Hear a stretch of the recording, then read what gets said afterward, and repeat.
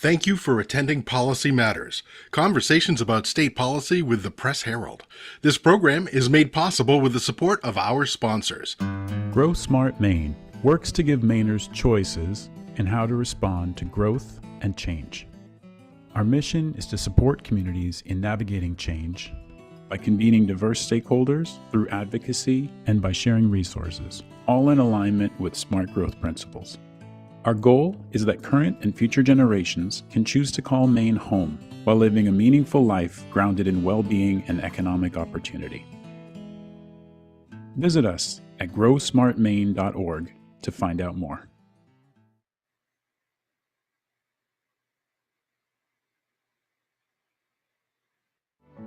Bowdoin College is proud to sponsor this series of policy conversations on topics critical to our state. Founded in 1794 at the dawn of the American Republic, Bowdoin has always seen Maine as central to our identity and success.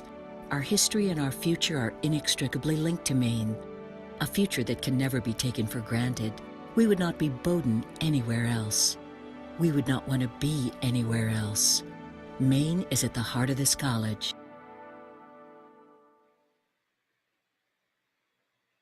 And now we'll turn things over to Carol Coultas. Hello, everyone. Welcome.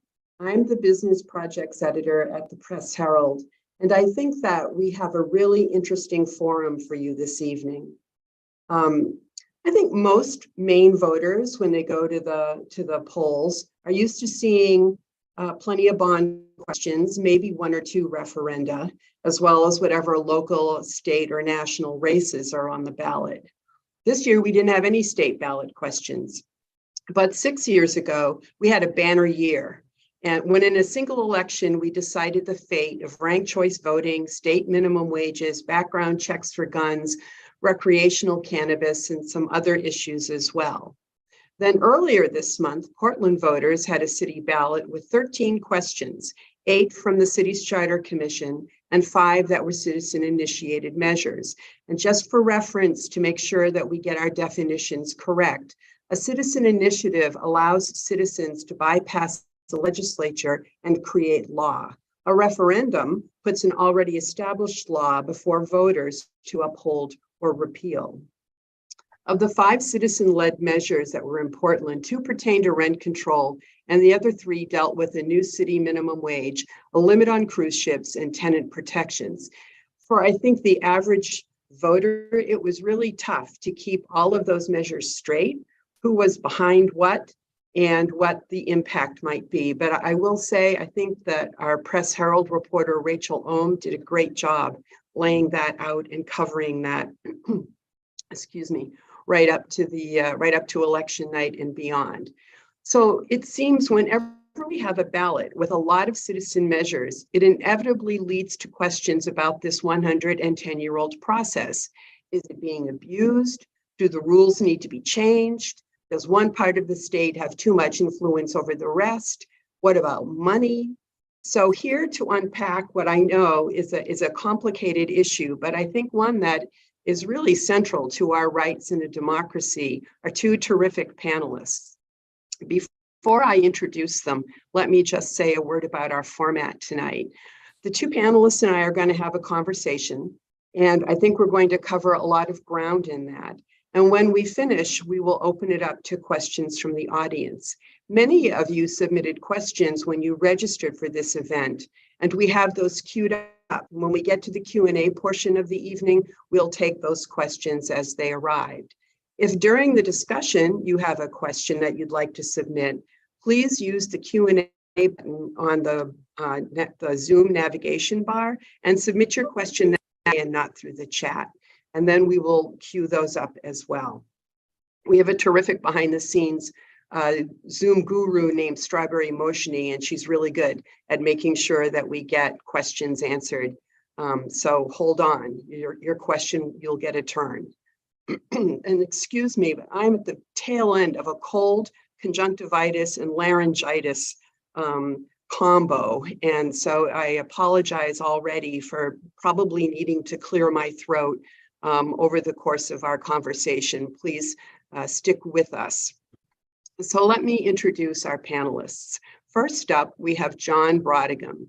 So John is an attorney and a consultant with over 25 years of experience in campaign finance and election law, public policy, advocacy, and legal representation. From 2004 to 2008, he served in the Maine legislature. And prior to his tenure in the legislature, he served as an assistant attorney general. So John has a lot of in the trenches experience with this issue. He previously served as legal counsel defending the constitutionality of the 96 reforms to the Maine campaign finance laws, including the Maine Clean Election Act. John earned degrees in government and history and holds a law degree from Stanford. He's a senior advisor to the Maine chapter of the League of Women Voters and a part-time faculty member at USM. Excuse me. Also joining us is James Melcher, who has been a professor of political science at the University of Maine in Farmington since 1999. He holds undergraduate degrees in political science and geography, a reflection of his strong interest in the interactions between American politics, geography, and history. He has become known throughout the University of Maine system for his work on the Maine, excuse me, Public Policy Scholars Program, and has become a frequent voice of the university in numerous interviews as a political expert. Yes, we rely on Dr. Melcher all the time here in the Maine Press Corps because of his experience and his ability to articulate what's going on. So welcome to both of you. And let's get rolling here.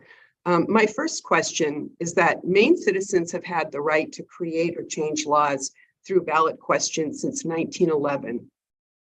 So can you cite one initiative or maybe two that you think have had the most consequential impact, and what made them succeed or fail? So it's sort of a two-pronged question. I'd like to know not only what you think has been really consequential, but also what are the hallmarks of a successful citizen initiative? And since, John, you've had a lot of firsthand experience writing them, how about if you take that question first? Yeah, sure. Thank you, Carol. Thank you to the Press Herald for putting this together. And it's really an honor to be here with Jim, who I respect and admire so much. The couple of ballot questions that come to mind are one that I actually am not personally a supporter of and one that I am. Okay. The term limits question that came around and was on the ballot a couple times is one that I personally don't support. And if it came up today, I probably wouldn't vote for it. But I have to say, it's become part of Maine's political culture, and it is something that I think is here to stay. And I think it is something that people have we've adjusted to, and it's in place, and it's pretty much it's unquestioned pretty much in Augusta. And I think its longevity is one thing that I would say is a hallmark of a successful ballot question like that. The other one is clean elections, and clean elections came around in 1996 and also has been shown a lot of longevity. It's still strong. There was another vote in 2015 to kind of renew the mandate of clean elections, and it has worked very well. It remains pretty popular. It's always been funded. Participation is pretty high. And so I think that also is one that has made a difference and succeeded in the state. And I would say one thing about both of those questions is that they both have to do with matters that are directly of interest to the legislators themselves. And they're questions that you may not want the legislators themselves to have the final say on, because it goes directly to their own self-interest and re-election. And so that's a kind of area where maybe the public has a particular interest in doing a ballot question piece of legislation. That's interesting. So what do you think is the consequence of term limits? I mean, I know you said that it's forever changed how politics is handled in Augusta, but sort of how does that manifest itself there? What do you see as different from before term limits? Well, I think we very much have a citizen legislature in Augusta, and there's not a lot of expertise in the bodies. I mean, there are some people who really are quite expert in their areas, but there's also a sense that it's just a bunch of voters or everyday people up there making law on behalf of their neighbors and their community. So I think that kind of ties into this discussion, whether or not the legislature is a place where there's deep expertise. I think it's not. And that's one reason why I'm not on the bandwagon of people who want to, do away with or curtail citizen initiatives, because I think citizen initiatives are a good check on that process. Okay, thank you. Jim, what are your two picks? Well, he took some of my answers. I would have definitely picked term limits as well, and likely clean elections. It depends on what you mean by success. As a political scientist, certainly Maine is the Dirigo state that tries to do things to try and influence other places. Clean elections would certainly be on that short list, as along with Arizona, one of the earliest states to establish those, in establishing ranked choice voting as the first statewide ranked choice voting. So if you define success in terms of innovation and being first to do something, I would certainly say some of those are very impactful. If we're talking about everyday life in Maine, establishing the state lottery by initiative vote in the 1970s, I think would be something we see every day, or at least every time we go into a store, we see people using this. Many states were developing lotteries around that time, following New Hampshire's lead from the 1960s. But if we define success in terms of what an initiative is for, and to my mind, an initiative is an opportunity for the public to make policy on something where they are moving and the legislature isn't. I think certainly term limits is in that direction. I personally share some of John's skepticism of them. I think it weakens the legislative branch relative to the executive branch, turns over leadership too much. But if we define success in this context as being, well, this is something the public really wanted to see and the legislature wasn't going to act on it, term limits are a textbook example of something where the public has an interest in something that goes against the personal interest of people in the legislature. So I think in that sense, that would be a big success. You could also look at some of the social issues that have come up along these lines. Maine voting to establish same-sex marriage, voting to first legalize medical marijuana and then recreational marijuana would be examples of where the initiative gave the chance for the public to speak out on something they had thought a lot about. I have mixed feelings about ranked choice voting passing as an initiative. I've come to be much less skeptical of it over time, but that was not a topic where the public really had a lot of chance to think about it. It was a small number of people who were intensely interested in the issue, many of whom were from out of state. And to my mind, that's less of what an initiative is for than allowing the public to move something where the legislature hasn't. But that also shows you how a relatively small, motivated group of people can really put something on the agenda. I always said when I went to political science conferences about this, that was the year that we had the 6 different issues. We had expanding background checks on guns. We had expanding Medicaid. We had marijuana, all sorts of things on the ballot. And I said, this was the one that in political science made by far the biggest splash, more in the international and domestic political science literature than all the rest of those combined, because it was a first. But in Maine, it was the one that was the least focused on. Of all of them, it turned out very close. I think if I remember right, it won with 52 or 53% of the vote. And aside from the merits of ranked choice voting, which I've come to respect more and more over time, I don't see that as much the purpose of what an initiative is for as the other examples that John and I mentioned. And before I yield the floor back, let me say also thank you to the Portland Press Herald. I'm glad that we have the opportunity to do this. And I've known John for a long time and have tremendous respect for him. So thank you very much for putting all of this together. Thank you. Well, so Jim, do you think that the legislators would have ever considered putting forward ranked choice voting if it had come up through the normal channels? Do you think the legislature would have adopted did it? They might have eventually. I don't think it would have happened nearly as quickly because it wasn't as much of a hot button issue as a lot of these were. And furthermore, it would have relied upon Democratic Party control. This was an issue that had, I mean, it varies from state to state.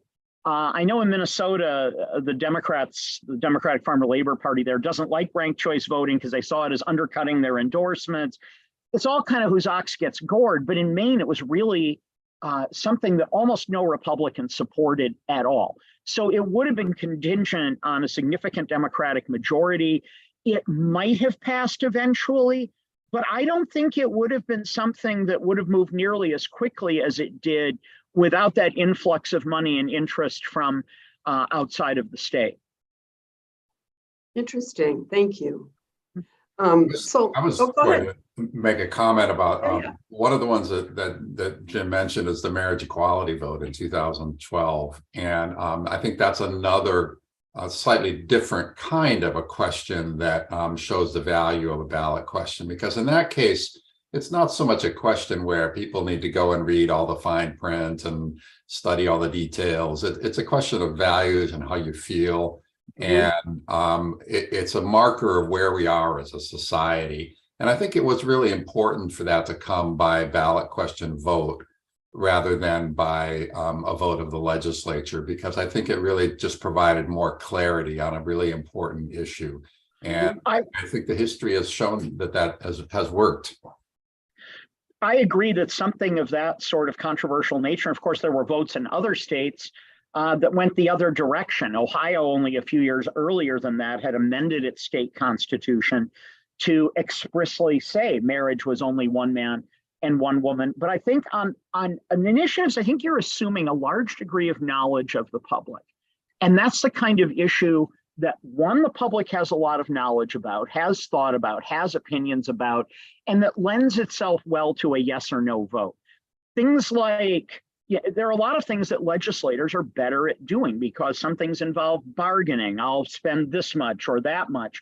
And so I would agree very much with what John said about that's the kind of thing that where an initiative makes sense, whereas something that's more obscure that doesn't lend itself to a yes or no question isn't as good. I don't think the public should vote on every single issue. I think there's a real role for legislatures to play in bargaining, in hammering things out, in coming up with something like that. That kind of bill would not have suited itself to that. And the opponents would have said, well, that isn't really speaking for the people. And there's nothing like the people speaking to say who's speaking for the people. It makes it very clear. Yeah. Yeah. Okay. So then let me ask you my next question. And that is, so do you see significant threats to the citizen initiative process today? Several people submitted questions expressing concern about what they see as abuse of the process, particularly at the municipal level. And this is, of course, in the wake of Portland's controversial ballots. So I wonder, can you talk a little about the checks and balances that are inherent in this process and whether you think they're sufficient? And Jim, since I gave John the first bite at the apple of the last question, I'll let you take the first bite at this one. Okay. Well, first off, one check in Maine is that we have what political scientists call an indirect initiative, which means that the legislature and the governor themselves can enact something into law before it goes out to vote. So that's one check that you would have. The number of signatures that you need is not insignificant. Obviously, we've been talking this week about constitutional issues, about what you can do about people collecting them, but it's a significant number of people.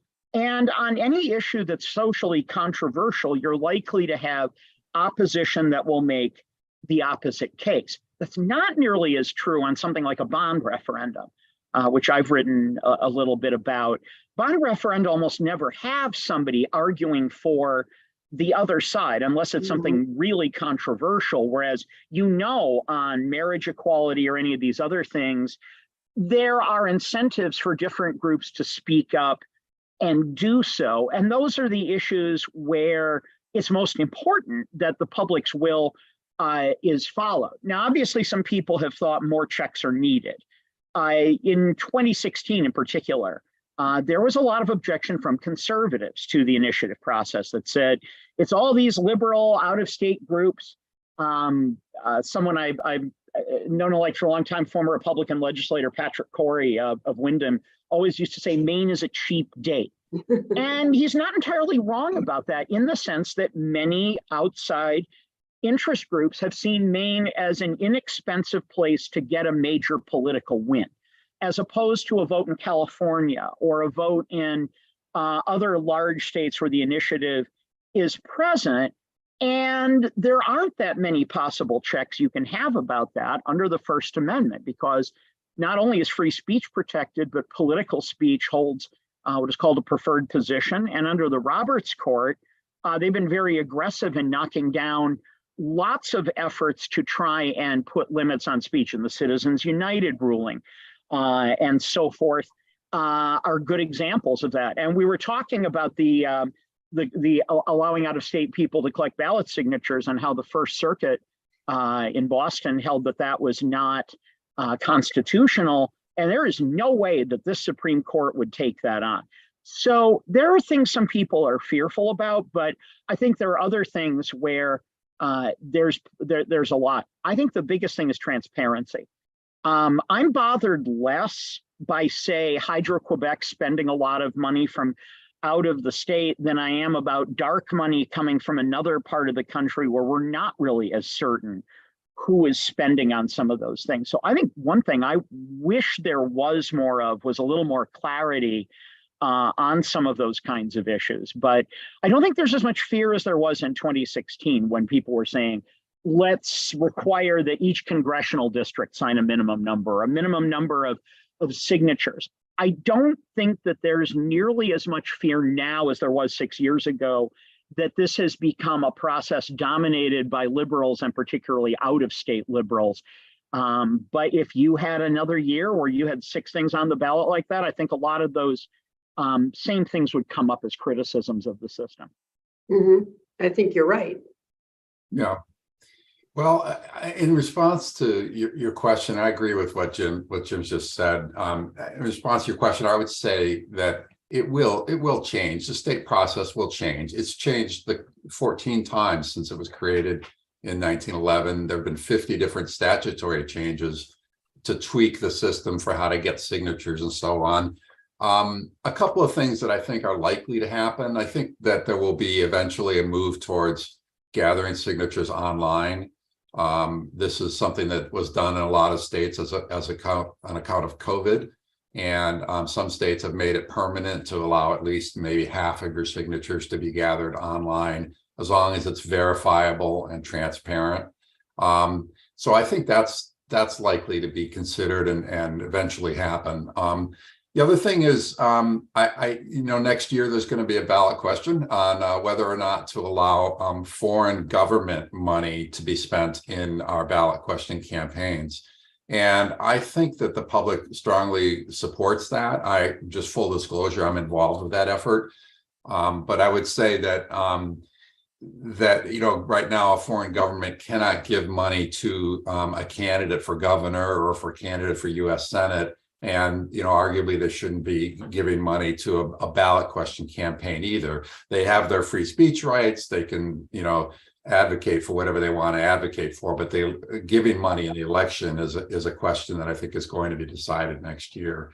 And I think that it's likely that the voters will approve that. Let me ask you a question that may be a little bit self-serving. But one of the issues that I think about when I think of these kinds of initiatives, and many of them that are complicated and many of them are controversial, I feel like our responsibility as a newspaper is to get to the bottom of these issues, represent all of the arguments, and try to make sure that the public is as well informed as they can possibly be before they go cast a ballot. And so my concern is that I think more than 300 daily newspapers, or it actually may not be daily and weekly papers have folded since 2019. And there's real concern that you need to have a robust and independent press in order to make apparatus like this work. I think we're really lucky. We're here in Maine, where there are 6 independent daily newspapers and a whole bunch of weeklies that take that role very seriously. But I have real concerns in places where there are news deserts with what can happen to this sort of process when you don't have watchdog journalists around. So that's my little stump speech there. But what do you guys think about that? Do you feel that you need, that the role of an independent media is really integral to this process? I feel like I'm a little bit in a courtroom, and the prosecuting attorney is saying, "Wouldn't you agree, Mr. Melcher?" All that said, as an old-fashioned print media subscriber, I get your sister paper, the Kennebec Journal, every day. I subscribe to multiple papers online. That was one of the topics I hoped that we would talk about, because there are large sections of the country that no longer have a local daily newspaper. I think there are plenty of sources for national news, international news. You've got the national news networks. You've got all sorts of news aggregators that are very good at putting those kinds of things together. But the decline of local newspapers is a major issue because we joined Jim as a subscriber. Am I getting like a Kennebec Journal hat out of this or something? I think I ought to. No, I not only subscribe to the Maine Today papers in print, but I also get many others online. I think it's essential to support that. But, for whatever you want to say about the Wall Street Journal or USA Today or Fox News or NBC News, they're only going to cover issues like this unless it's some major national splashy thing. And once in a while in Maine, we've done that. We did get some attention about stuff like ranked choice voting. But if you're trying to decide how to vote on that plethora of votes you had in Portland, or even here in Augusta, where we don't have nearly as many of those kinds of votes, just knowing, should I vote yes when they're asking me to approve the school budget? Or in Reedfield down the road, where they were voting on whether or not the town should support broadband expansion. There are very few places you're going to get that very local level of information. And I give a good plug to the Maine Monitor along those lines. I think the Maine Monitor has been a really valuable source in, maybe not so much at the local level, but certainly at the state level, in digging into multi-piece stories. And this is the kind of thing they do. But I am not paid by a newspaper. I can sign all the disclaimers, but that worries me. I grew up as a kid, getting my hands on as many papers as I could. We got 2 newspapers each and every day. We'd read them, we'd talk about them at home, and that's so different. And the other thing is, having papers with editors provides you with a degree of check on things and responsibility. Memes don't, TikTok videos don't, random posts designed to play into whatever ideological biases you have don't. So it isn't just a matter of local papers being important, and for that matter, local television, local radio, campus papers.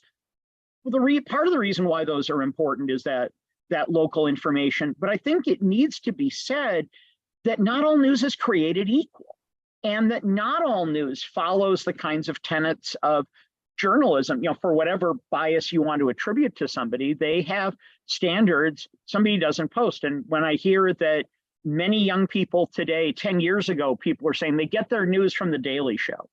And today I'm hearing a lot of them get their news from TikTok. And those aren't, nothing against either of them. But none of those are subject to those kind of editors, those kinds of fact checking. I've never seen a meme post a front page correction the next day. We are sorry that we claimed that President Biden or President Trump did this. There's sort of a really ragged element of that. So that's an even broader importance of an independent media. But certainly on the local questions, you need that. And groups like, I'm not telling John anything he doesn't know, how the League of Women Voters gathers information. is very useful. And unfortunately, one thing more about individuals running than initiatives and so on is I know a lot of campaigns tell their people not to answer those questions. Don't answer Vote Smart. Don't answer the League of Women Voters. They'll use your quotes against you. And, you know, it's amazing when you read and see how many don't do that. And I think having an attitude in the political system that we want to inform voters and give them information is a norm I would like to see reflected a lot more. But yes, happy Kennebec Journal subscriber. Well, yeah, I'm also a daily reader of the Press Herald, a hard paper version, and I subscribe to another paper online, and I think they're incredibly important.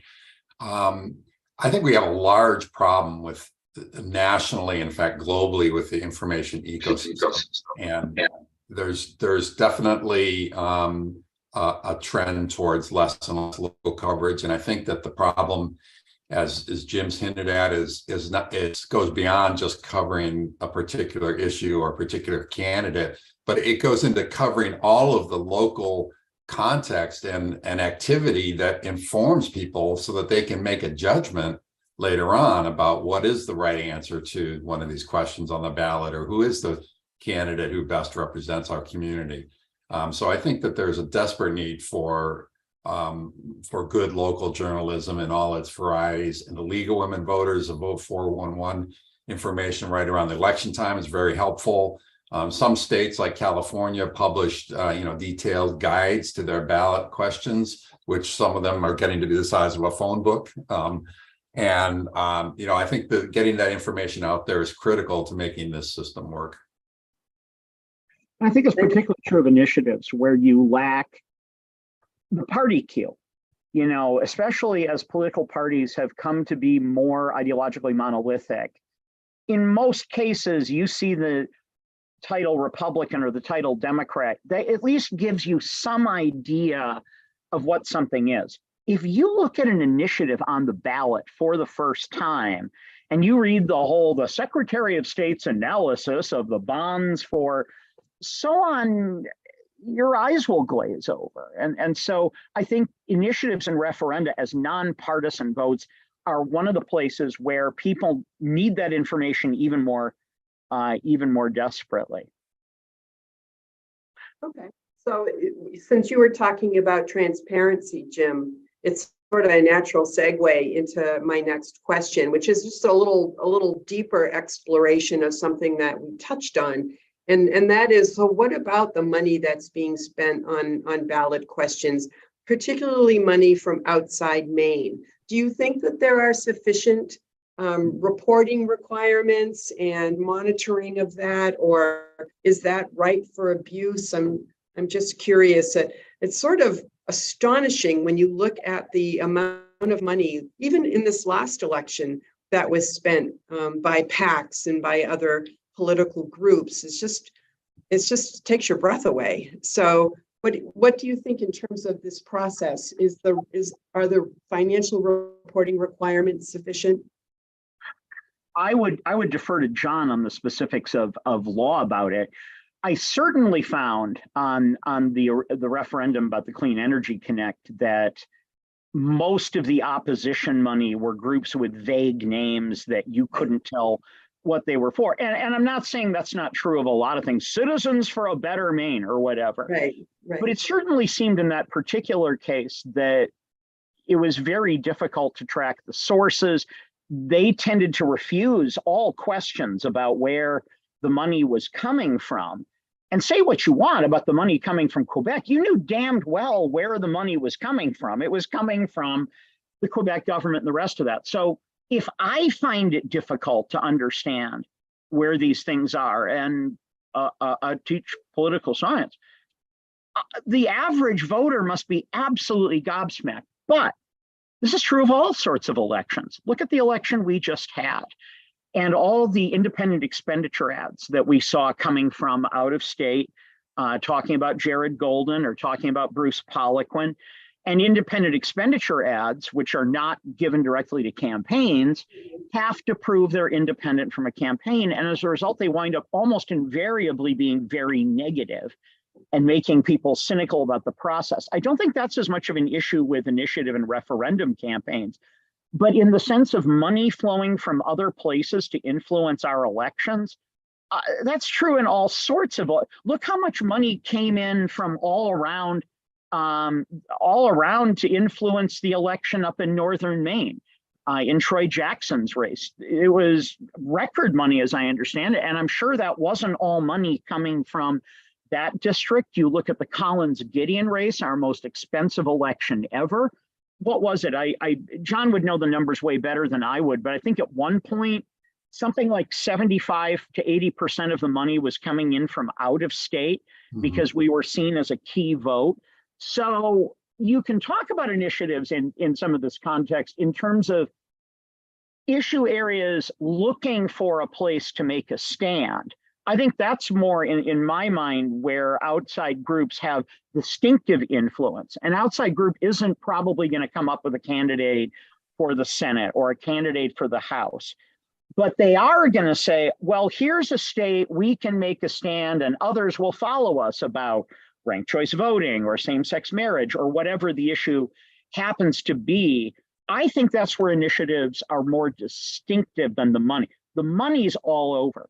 And again, coming back to the Supreme Court, and I give, small plug, I give an annual Supreme Court preview and review every year. I just did my 16th last month. This court has very much agreed with the contention from the Buckley versus Vallejo case from the 70s that money is speech, and that as such, since speech is hard to restrict, legally money is difficult to restrict, especially in terms of national elections, like congressional elections, like presidential elections. And I have some real issues with that. I think more speech isn't always better speech if there is a large disparity between the ability of one side to air its views and the ability of others to do. I don't think that, I don't see money purely as speech. I would disagree with the court on that, but that's certainly the direction the court is going. But John could speak much better about the details than I could. Yeah, I completely agree with what Jim just said. I would just say that there is an epidemic of what you would call dark money in our country at all levels.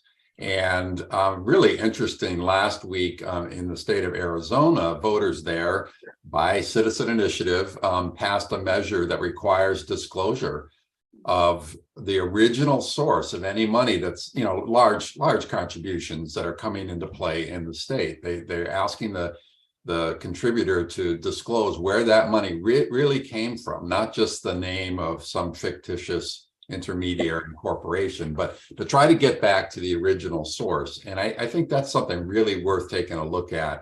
As Jim said, we can't really clamp down on the expenditures because of the court decisions, but we can insist on disclosure and transparency.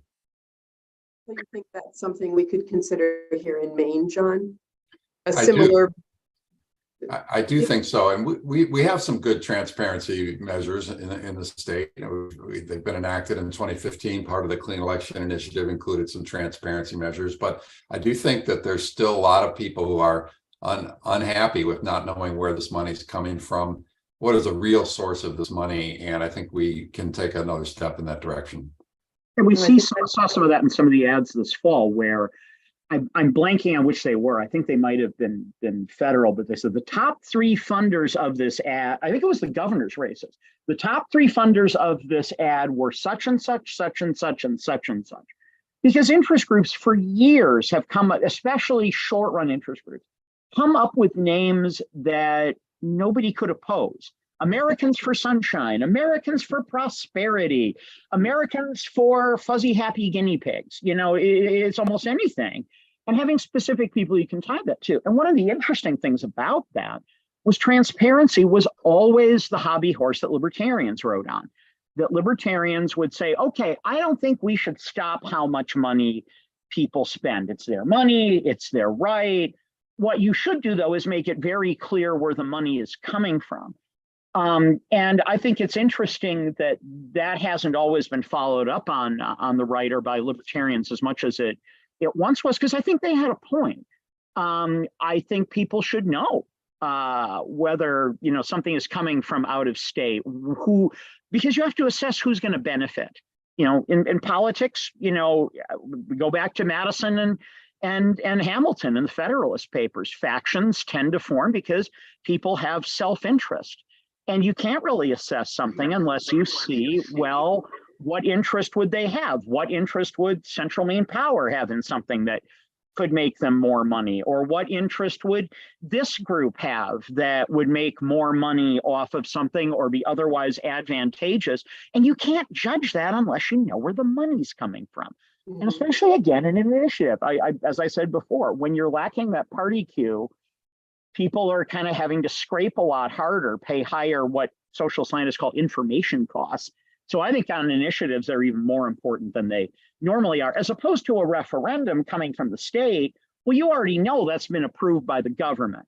If I'm voting on should the Augusta school budget be so much, I know the city council's already taken a stance on that, or the state has a bond referendum, and that's a big check on the bond referendum, like why they pass so much. Is somebody's already looked at that and approved it, and it's the state. So I think initiatives versus referenda, I think that's particularly important.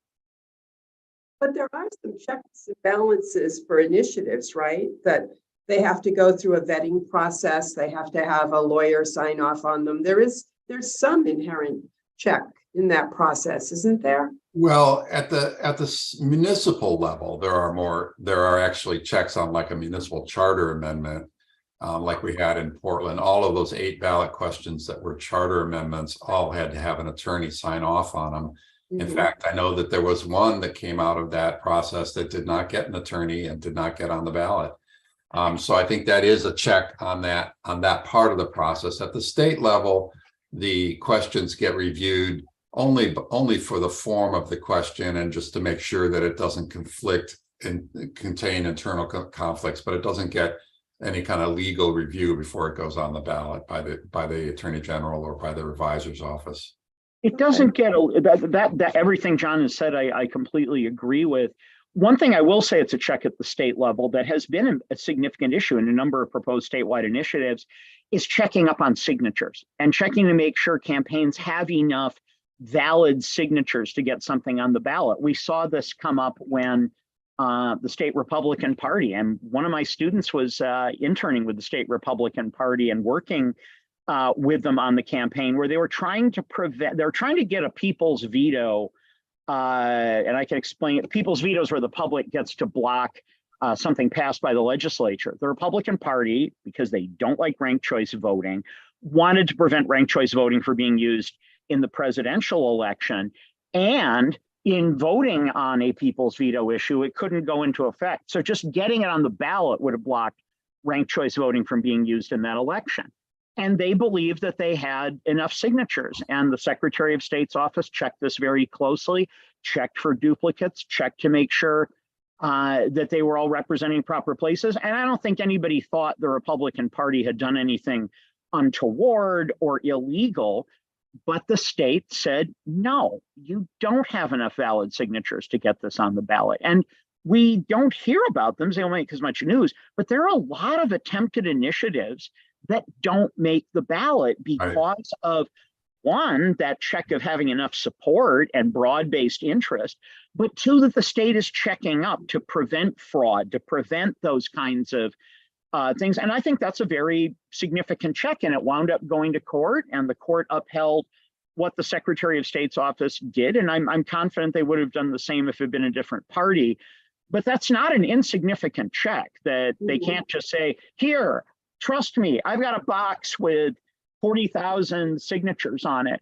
I think that's a really important check, because even though in Maine, we're moralistic political culture, clean politics, all that, I feel a lot better knowing something has gotten on the ballot that's been examined to make sure. Imagine, we all know the stories about dead people voting in Chicago years ago and the rest of that. I could picture in another state where things could get on the ballot on an initiative in a way that took advantage of corruption, of things where you didn't really have the people necessary. And I like that that's present as a check, even though it can be very disappointing to the sides who think they've got enough signatures and wind up not having them. Yeah, there's a couple other checks as well. First of all, you can't do a constitutional amendment by a citizen initiative, and the citizens can't initiate a bond question. But the most important one is that you can't bind a future legislature with a citizen initiative. And what that means is that once the voters vote and approve something, it is enacted and becomes part of the law, just like anything else. And the next legislature that comes in, if they have a mind to, they can tweak it, they can even repeal it, they can postpone it, they can add conditions.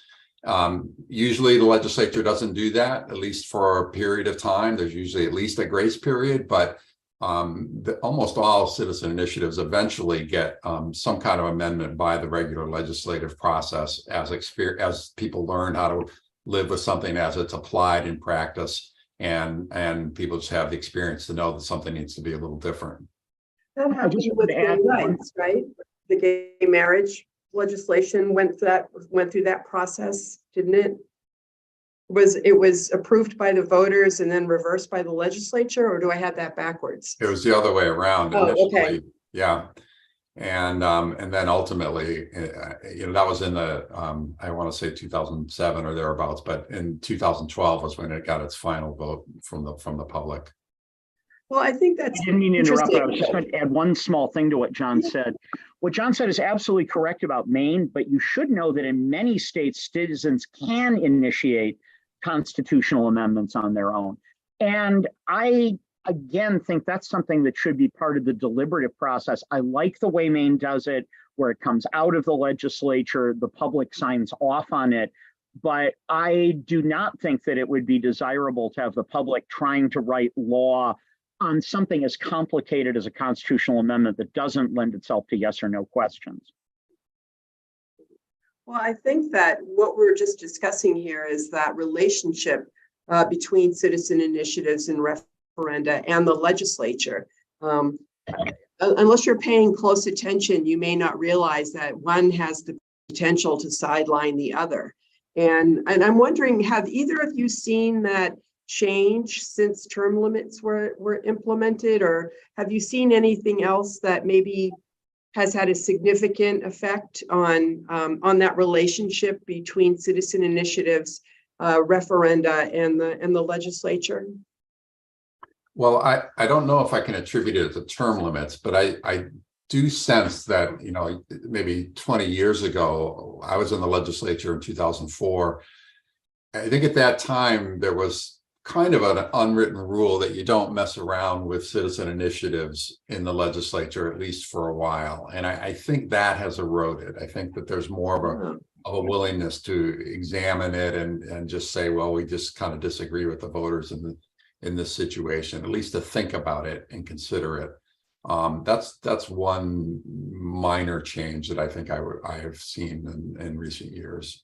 How about you, Jim? Hey, And I think that's to some extent problematic. I tend to agree with John that that's the way things have gone.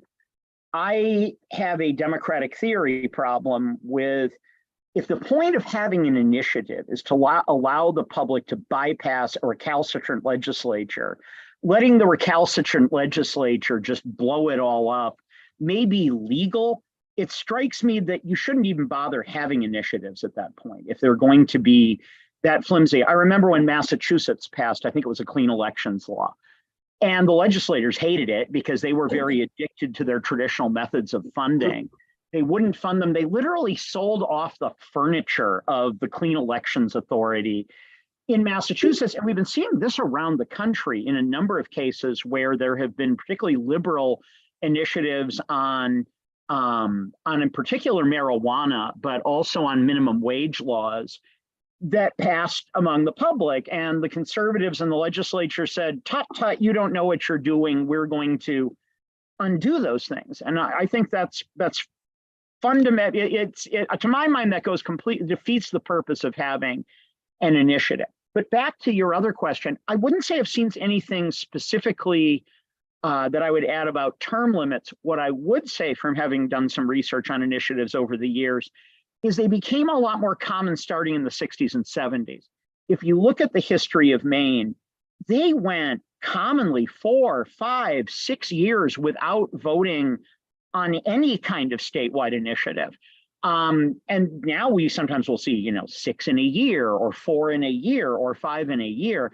But I think that was brewing before that came up. And some of that might be as technology got better, as you could get your message out by television advertising. Certainly the internet makes it easier to spread those. But you certainly could make the argument there are a lot more initiatives out there than the people who wrote them had reason to expect. Whether or not you have a problem with that depends on what you think of initiatives. But that's the big change, is in the last 50 years, we've more than tripled the number that came in the first 50 years that they were around. Well, I agree with all that. I think one other observation I would make is that, while in the last 20, 25 years, we've had more initiatives, we've also had, I think, a larger degree of dissatisfaction among voters with our government in general, both in Washington and locally. For good or for bad, I think people have felt less connected to their elected officials, and less like the representation is less robust and less authentic. And I feel a little bit, whether it's money in politics or whether it's other things, I just think there's a trend towards, in some cases, distrust, or just sort of a lack of communication and connection between the constituents and their government. So I think it's not a coincidence that you've seen more of these ballot questions come forward during a period of time when we're not at the height of trust in government in the state or in the country. And that's when initiatives were put in. They were a result of the progressive era that was critical of concentrated business interests, concentrated moneyed interests. It was very much out of that sense of, we need to give the public more direct control over the government. So that resonates with where they came from in the very first place. So yeah, I think I agree with you. I think some of that is a sense, both on the left and the right, that there are forces that have taken over politics that are not benign, that in some way are culturally removed or financially removed, or something of that nature. But I think it's become, certainly a lot of the rise of the supporters of Donald Trump argued, the liberal culture has taken over politics, Hollywood culture has taken over these things. And you have people making the same sort of arguments on the left about corporations or other sorts of things. And I think the more that gets played up, the more people will look for other alternatives like initiatives. You told me, Jim, that only about half the states in the country have something comparable to our citizen initiative process. What do those people in other states do? Like, are their hands tied? Then what do you do if you don't have an opportunity? What do they do? Well, first off, part of it was where the progressives were strongest, which tended to be in the Midwest and in the West Coast states. People like Hiram Johnson, Robert La Follette. Have to give my Wisconsin shout out to Robert La Follette, or I would lose my Wisconsin license.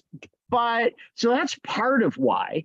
But in those cases, you might try, and in the states that allow for passage of state constitutional amendments, you might try and change it that way. State constitutional amendments are offered far more often and passed far more often than the national government, which has not passed one in 30 years and enacted. So that's one avenue. But the other avenue could be that it just goes into elections that aren't specifically about issues, and you'll have candidates that say, well, I'm running on this stance on teacher unions, or I'm running on this stance on whatever. So I think the issues still come in, but the issues get more muddled because they get mixed in more with candidates. Rhode Island, I think, might have recently enacted initiatives. And Massachusetts is the only other state in New England that's been holding initiatives for an extended period of time. and they just had a new batch of them. They're often quite controversial, have a lot of argument about them, but there are other ways for the public to channel their frustrations with people. But I would prefer initiatives absolutely to making it too easy to enact constitutional amendments as one alternative. Oh, go ahead. I was just going to give some simple numbers that kind of shed a little bit of light. Since 1911, there have been 36 ballot questions that were defeated by the voters. There have been 13 that were enacted straight up by the legislature, and there have been 29 that were passed by the voters. So, there's been only a total of 79 since 1911. And during that time, we've actually had over 100 constitutional amendments enacted in the state. Wow, that surprises me. Let me just get back to one thing that you had spoken of before, and that excuse me, and that has to do with technology. So there's been talk of using digital technology to speed up and expand the initiative process, such as allowing, as you mentioned, gathering of electronic signatures on petitions. So what are your thoughts on that, the two of you? And are there other ways you see this process changing with the times? I always think changing with the times is a reference to technology. Maybe it's something else, but how do you see this process changing, or if you do? Well, one thing will be interesting to look at is in Portland, because I think there really was a focus of attention in the municipal ballot question process in Portland. And I think there's a lot of people who, said we got to make it more difficult. We got to increase the signature threshold. So it'll be interesting to see whether people really do push through to try to make that happen. I wouldn't be surprised if there was something to increase it somewhat in Portland, make it just a little bit harder for a ordinance to get on the ballot. Mm-hmm. Mm-hmm. I think that it's likely that, certainly COVID and the difficulty of gathering signatures lends itself to those kinds of electronic collections. I know we had a candidate locally here who was unable to get signatures for her campaign because she had COVID and couldn't enlist enough other people to gather signatures on her behalf. She was elected, was elected as a write-in candidate. But then you have all the other problems of the possibility of electronic interference in campaigns. Iran tried to interfere to prevent Donald Trump from being elected. Russia interfered to prevent Democrats from getting elected. So one of the things I get very hinky about the idea of completely voting online is the possibility of there being the ability to hack those sorts of things. But I think that, certainly technologically, I know some people, the arguments made, people with disabilities sometimes are not in a very good position to go and get these things done, that being able to sign in some sort of virtual format is fairer to them and allows them to participate more in the process. But as far as the restrictions that we were talking about more 6 years ago about, requiring this many, I'm more looking at the state level, saying you got to have so many in one congressional district and so many in another, or doing it by county. I think those were an artifact of a perception that initiatives were all cutting ideologically one way. And that could certainly happen again. But I think until that does, I think it's the kind of issue that's going to go on the back burner. And I don't really see it likely that Maine statewide is going to make those kinds of changes. But I would certainly defer to John on what's happening in Cumberland County.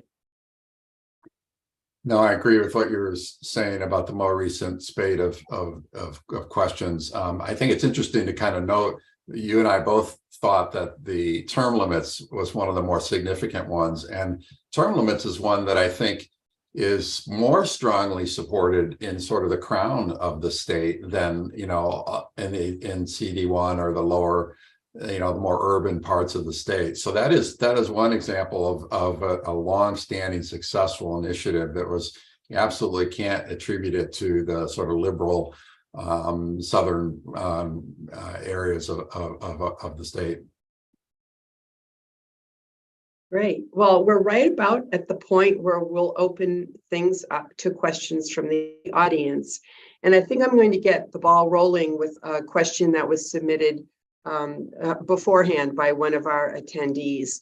And the question is this: many important questions seem too complex for a simple yes or no answer. So initiatives may not be the best way to decide them. What are your thoughts about some other process for getting attention for these issues? I'm not sure I'm not quite sure what the questioner has in mind about another process. I mean, certainly nobody's stopping a newspaper from having a forum to talk about how do we attract more young people to Maine or those things. I think there are certainly lots of ways you can call attention to various issues. There are roundtables and so on. I do agree that initiatives are very blunt instruments, and that's one of the reasons I don't like the idea of constitutional amendments being enacted through them. I think there's a role for legislatures to bargain. I think initiatives work best in places where people have had enough knowledge to know what they are voting on, and otherwise I think forums and other discussions are a better way to make your point on things, as opposed to throwing the public into voting on something that in some cases, I'm not sure people really knew entirely what they were voting for when they voted on ranked choice voting. And there was a lot of ballot roll off on that compared to, a lot of people who voted on marijuana or voted on guns didn't vote on that. But I completely agree with the questioner that since initiatives are a yes or no question, budgetary things don't lend themselves well to that. Things where there are multiple positions in between. Well, do we stop at A, B, or C? Well, we don't let you choose B. You have to choose A or C. And I think some issues would be better off with more compromise, would be less divided, would less be us versus them. And that's part of why I think representative democracy still has a function. So I definitely do agree that some issues don't lend themselves well to yes or no initiative votes, but I'd be curious to know what the questioner had in mind about some of those other things. I would say, for example, one issue that has been very hotly discussed in the state is what to do about climate change. And there's never been a ballot question in that area that I know of. But people go to the State House. There have been rallies around the state, and it is even limited to interaction with government. I mean, there've been interactions with private sector, nonprofits, and all kinds of things people are doing to try to lift up that issue and educate people and raise consciousness and see some progress there. So I think there are many things. People can run for office. They can petition their own legislator to take a stand or put in a bill and have a public hearing in Augusta. So there are a lot of tools to use to bring an issue out. And in Maine, we're so close to our legislators. I mean, what do we have? 9,500 people per House district, something like that. I teach a class on that's a campaign practicum, and my students could all tell you about all the doors they knocked on and all the contacts they made. And people in Maine expect that maybe in a state like Maine, you've got more of that open to feeling like, yeah, I know who my legislator is, as opposed to, a member of Congress that way. So I think that in Maine, that's a particularly salutary option for people. Good, thank you. Strawberry, let's take the first question in the Q&A queue. Sure thing. Question from William: with the lack of expertise in the legislature, has there been an increase in the influence of lobbyists who have subject matter expertise or reams of information at their disposal, perhaps an unintended consequence of the initiative process? John, I'll let you take that one. Well, I would say it's perhaps an unintended consequence of term limits, along with other factors. But I completely agree with the premise that lobbyists there are a lot of lobbyists who are very well prepared and can make a very convincing case, and frankly have more time and resources to really grasp an issue than a lot of the legislators, with exception maybe of some committee chairs or committee leads up there. And so I think the lobbyists have a lot of access and a lot of resources, and they play a major role in state policy making in the State House. And that's one reason why we need the check and balance of other alternative ways to make policy. Study of what the consequences have been for Maine has been studied quite extensively. I think Matthew Moen, when he was still at the University of Maine, and several other people wrote quite in depth about those changes. And I would commend those books, even though they're a couple of years old now, to them. I would agree with what John has said. I'd add something else. Term limits work to the benefit of the executive branch of the government. They work to the benefit of bureaucrats who are going to be around for a long period of time. They work to the benefit of a governor, and they make it, I think the biggest issue with term limits is leadership. How often does the Speaker of the House, we're seeing all this big news today. We're on this today where Nancy Pelosi has finally stepped aside as the top leader of the Democratic Party in the House of Representatives. Well, in the Maine legislature, almost every 2 years, you've got to come up with somebody new that doesn't know where those levers are. And I think there's some problems. There are also, there's been a lot of study of term limits. One of the things that people hoped term limits would do was that it would bring a lot more women into office, that the thought was, well, there are so many men in office because they're incumbents and people can't blast them out. Term limits haven't had nearly as many effects on some of those things that term limit advocates said they did. On the other hand, one thing that's good about term limits, you should get more open races where somebody who has more of a shot that's not in can bring up some of these kinds of issues. But I think term limits have absolutely had lots of consequences that weren't necessarily what people were trying to put through. Have either of you heard the suggestion that maybe it's time to change our legislature from a part-time citizen legislature to a full-time and pay people appropriately a living wage so that they could be full-time lawmakers? Well, you had a column arguing that in your papers this last week from the millennial columnist. Was her name Victoria Vidal? Said, look, young people can't do this. Young people are not in a position of earning, what is it, $28,000 for every 2 years. Or you look at New Hampshire, where the House is paid $100 a year. It's very predominated by retirees. I think there are some good arguments to be made for a professional legislature. That said, I've heard very little energy behind that idea. I think Mainers like the idea of a citizen legislature. I think they like the idea of people having more of a connection that will cycle in and cycle out. The thing is, though, I've known a lot of legislators, and it's not really a part-time job. Right. Those people work a lot harder in whatever party they're in than I think the public recognizes. Frankly, I think they're underpaid for what they do. But I thought Victoria's argument in the op-ed pages was an intriguing argument, that this screens out people who are at the beginning of their careers and can't afford to work on those kind of things. Or you're not a partner in a law firm where they can say, well, we'll cover the work for you, or you're retired. But I don't think that's something the public overall is really calling a lot for. I think it does tend to affect the makeup of the legislature. I think there's a lot of people who just can't run, who can't envision how they're going to make it work financially. And I think that probably leaves some pretty good people out of service, at least at this point in their lifetime. So I agree that that's something that should be looked at. But I also agree that politically it's kind of a hard sell, because it's like the legislature feathering their own nest or something, and there's people who just don't want to see anything that raises any kind of budget item up in Augusta. I think that so many of the issues that are brought up in Augusta these days are complicated, and you need to have people with a lot of expertise to understand them. And so whatever you can do to make sure that your representation is well educated and has the time to devote to understanding these issues is money well spent. So I was just curious about that. So speaking of the legislature, here's another question that was submitted beforehand.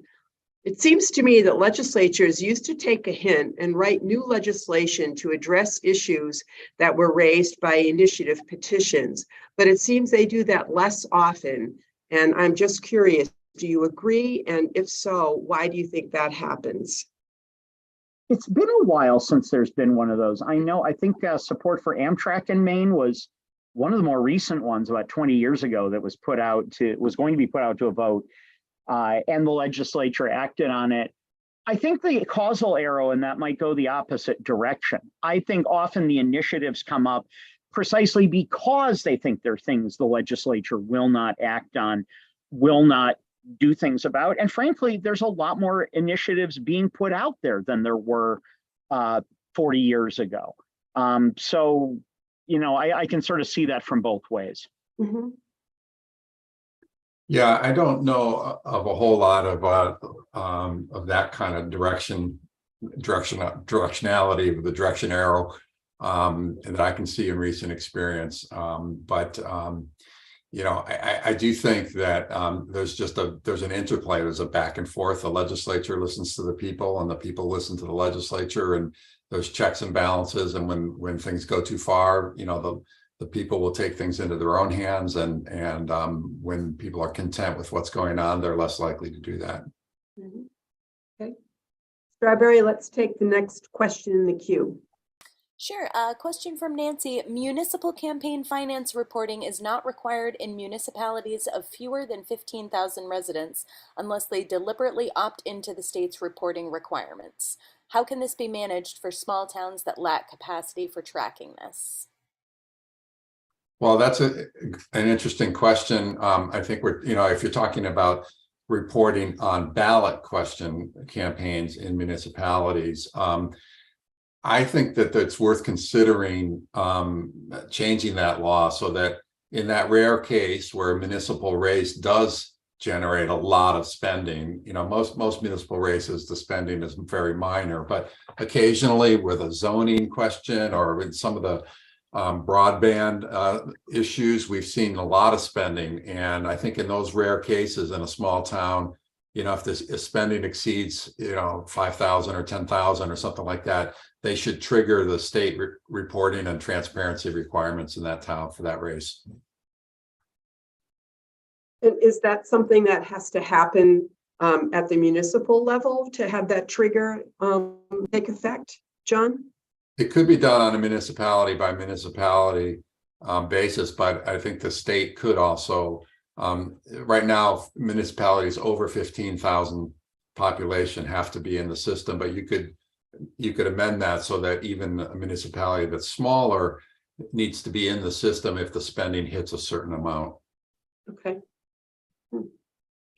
Strawberry, why don't we take the next question in the queue? Sure. Question from Ethan. The referendum process is critical, but here in Portland, special interests have sought with mixed success to override the outcome of an open public process by exploiting the vulnerabilities of the referendum process. Do the panelists see any opportunity for the state legislature to set some common sense guardrails around this referendum process to avoid this? I'm going to defer on, I'm less familiar with all the things that happen down there. Certainly the state could put those kinds of things in. I'm not quite sure what sort of guardrails the questioner has in mind, but certainly things like financial disclosure would be things that would be legitimate things to look at if people feel that, dark money has had a lot of influence, or again, impact from things from away. But again, a lot of those kind of restrictions are going to run into First Amendment trouble in the federal courts. But I defer to John on the specifics of what happened in Portland. That was an Ethan. Was that an Ethan S. perhaps? Set that in. Well, here's what I would say about Portland. And I know it was a very emotional campaign, and a lot of people felt very strongly and passionately about all kinds of things. There were 13 questions on the ballot. 7 of them passed and 6 of them failed. And I think at the end of the day, no matter what you think about any one of those questions, I think the voters spoke. The voters had their chance to speak on all those questions. And I think if you ask yourself honestly, I think you can understand where they came, and I think they made good choices on all of those. I think they reflect will of the people in the city.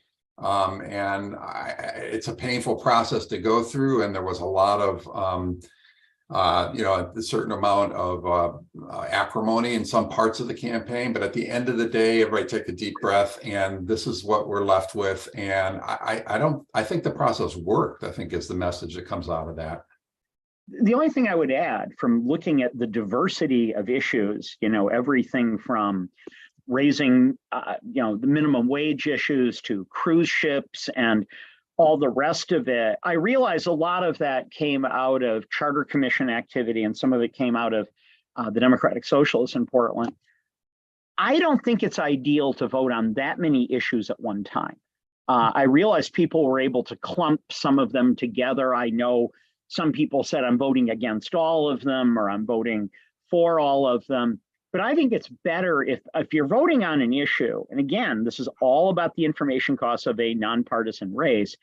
I'm not sure having that many things on the ballot all at one time really leads to voters being as informed on all the issues as they could, because those are complicated questions. People don't naturally walk down the street and say, hey, what do you think about how many cruise ship passengers should wander in the way that you would about guns or abortion or a lot of those things? So that would be my looking at it from a distance. I live in Augusta. We voted on approving the city budget.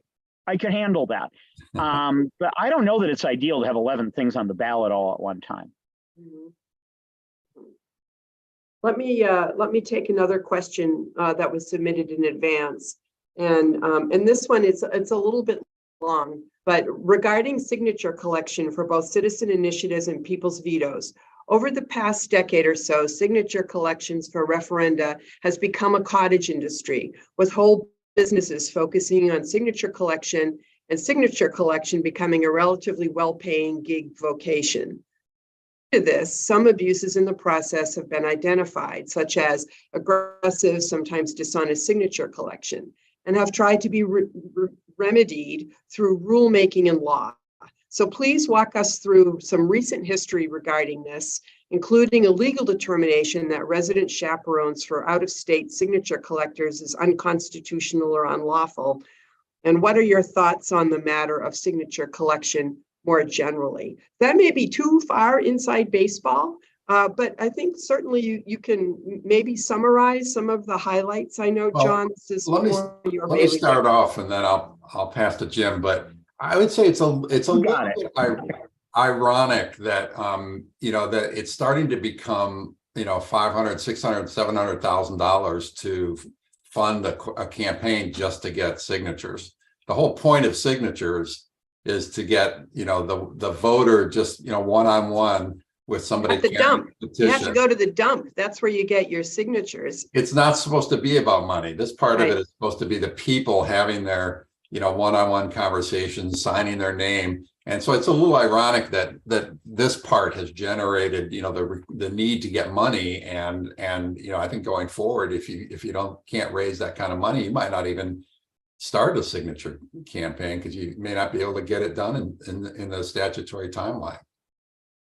Well, and I think, I can't remember if it was, we were talking about this before, we've talked about it, I think earlier in this conversation, that Maine's efforts to limit out-of-state signature collectors have been ruled to be unconstitutional all the way up to the First Circuit in Boston, and there's no way that would be overturned. Part of why I think, there's a couple reasons why that may be a concern. One is, of course, as I've written about, Mainers have issues with people from away, and those people from away are going to do this, or they're going to do that. And I don't necessarily think people collecting signatures have bad intent that are coming from someplace else. The problem is a broader one, which is I have often found that the signature collectors don't always know what they're talking about. And I think that's a function of the people who are hired. Ideally, a signature collector should be somebody motivated by the concern, that knows about the issue and can persuade you why you should do it. That's one of the reasons I like voting in person. I like voting in person because you will almost always see somebody collecting signatures. When I voted in Augusta this year, I saw people talking about a proposal for right to repair, something Massachusetts considered in an initiative about car repairs. And they were ready to talk about it. They were knowledgeable about it. So I think the issue about people being upset with out-of-state people is partly just a little bit of Mainer old-fashioned prejudice against people from away like me. But I think there's a legitimate concern there that if part of the point is to engage people in intelligent conversation about the issues, it may not be a legal responsibility. I think there's a moral responsibility for signature collectors to be informed representatives of the causes they are doing. And that is not always happening. And that's really a problem, particularly when it's at where I see them as shopping, other than voting. Like they'll be outside Shaw's or they'll be outside. It seems like it's always when I go to Shaw's that I find them there. And you don't really have time for a conversation. You're trying to go in and buy milk or cheese or whoopie pies or bratwurst or whatever it is you're buying. You're not going to want to, you're going to see this as kind of pesty. But I don't know how much the state can legally do and not run afoul of First Amendment issues. That said, I think there's something that goes against the spirit of what initiatives are for if they're purely hired guns that don't know what they're talking about. Yeah, I agree with that. And for some reason, it reminds me of sort of a bigger question that, needs to be put out there. And, the way I see it, democracy it's often said is not a spectator sport. It is a sport. It's an activity that involves us all, and we all have to take ownership of it. And, some people, resent it when someone puts a petition in front of them because they don't want to be bothered. But, other times it's a reminder that you ultimately are in the driver's seat, that democracy comes down to us, our family, our neighbors. And we have the ability to have a say on some of the important issues of the day. We can have a say by signing the petition, or we can have a say by not signing the petition. We can have a say by voting against something. All of that is, it's a hassle. It requires, doing some reading to learn about an issue. But it's a healthy benefit of this is that it reminds us all, that we are in a democracy. We should own the democracy, and it really comes down to us. And it alerts people to issues. I hadn't heard a lot. Often when I see people collecting signatures, they're raising an issue I didn't know there was any organized interest in, or at least not in Maine, doing it. And, to play devil's advocate, there's a positive side to that. That, right to repair is an issue, or donations from foreign countries are an issue. And if you're going to have a democracy where the public is directly making decisions about stuff, the more things they're up on, the better.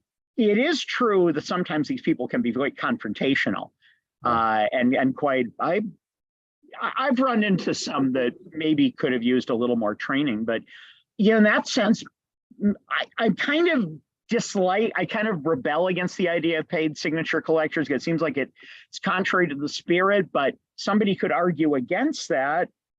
If you didn't have so many of them out there, there'd be a lot of issues you'd never hear about. Let's take the next question in the queue, Strawberry. Sure. Valerie is asking, Portland doesn't allow a voter-approved ballot question to be altered by the city council for 5 years. Is this a better system than we have at the state level? 5 years seems like a long time. I mean, I'm very much of the idea that once the public has spoken, people in elected office should have more respect for that than they often do. That article that was circulated to you all in Maine Policy Review kind of looks at, well, the legislature always is empowered. I don't entirely agree with the spirit of that line of argument. That said, while I think legislature should avoid at all costs making changes, there are possibilities that something may be flawed, that they may be doing something illegal, they may be doing something unconstitutional, and putting that rigid of a limit in it strikes me that it makes it more difficult to correct if there is a problem. My problem is where people just say, yeah, you voted for A and I am voting for X and I'm going to get rid of it. But, you know, part of the notion of law is that laws sometimes need to be modified. We learn in public policy, okay, there were unintended consequences of this. So I don't think, I would like people to be respectful of the public will. I don't think I would support a 5-year, you can't touch this at the state level. I think a compromise is possible. For example, you could say that during a 5-year period, it requires some kind of supermajority to make a change. You know, maybe a 2/3 majority or something like 60% majority before you can make a change, just so that it's only focused on those things that need to be fixed rather than changing the fundamental will of the voters. And let's get that last question in the queue. All right, question from Phil. Next November, it appears that there will be 2 competing statewide initiatives dealing with central Maine power. Will it be possible for both of them to pass and thereby cancel each other out? Oh, that's an interesting question. Is that possible? There were No. competing issues on forestry back, I think shortly before I got to Maine in the late 1990s, but I defer to John on the specifics of what happens if both come out that way. I'd only known of the one that was trying to put in public power. What's the other initiative? The other one is the Pine Tree Power one. The other initiative is a measure that would require an additional public vote before any entity like Pine Tree Power goes out to bond for the funding for their program. My answer is that I don't think that they are fundamentally incompatible with each other in a case where, you know, that they actually can't coexist at the same time. I believe that they could coexist on the ballot, but I do believe that in a case where there is needs to be an interpretation, sometimes a court would look to what was the intent of the measures. If there's unclear which one should prevail, they might look to the voters' intent. And I do notice that in some municipalities, they specifically give priority to the measure that gets the most votes. Oh, really? If there's a clash between 2 measures, then whichever one had the higher voter approval kind of cancels out that part of the other one. Wow. Okay, we've got enough time for one more question. So this is short, but I think it's a good one. Initiatives can spur good policy, but alternatively can make a mess. I'm thinking of Brexit and electricity regulation. How do you use initiatives wisely? I think they're used, to repeat a point I made before, I think they're used most wisely when they're bringing up things the public has reason to have constructive knowledge about.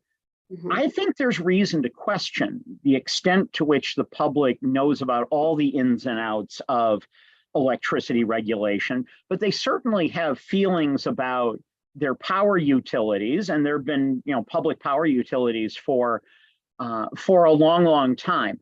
But I think initiatives work best when they've simmered, when they are reflecting issues that have had a chance to be aired and aren't sprung as a surprise, funded by people from other places with their own agenda. That would be how I would put it. Okay. How about you, John? I would say I agree with what Jim said, and I'd just say that, you know, sometimes it's in the eye of the beholder. I mean, the people who voted for Brexit may not agree that it's a mess. They may say, yeah, we knew this was going to happen. We knew it wasn't going to be easy, but it was important for us to make this change. Sometimes it kind of just depends on your perspective. But it's you know, it's democracy, and whether it's making sausage up in Augusta with the legislative process, or whether it's the How did you know what I was cooking for dinner? there's no perfect process, and I've seen them both, and you know, they both have their roles, and they're both parts of a sort of check and balance system. Well, I think we're going to let you then have that last word, John, because I think you summed it up very nicely just now. I'd like to thank our sponsors for making this event possible tonight. I'd really like to thank the folks who have logged on. A reminder that we recorded this and we will post it on our website in a few days. And for everyone who registered and didn't make the session for whatever reason, we will email you a link to this and some takeaways.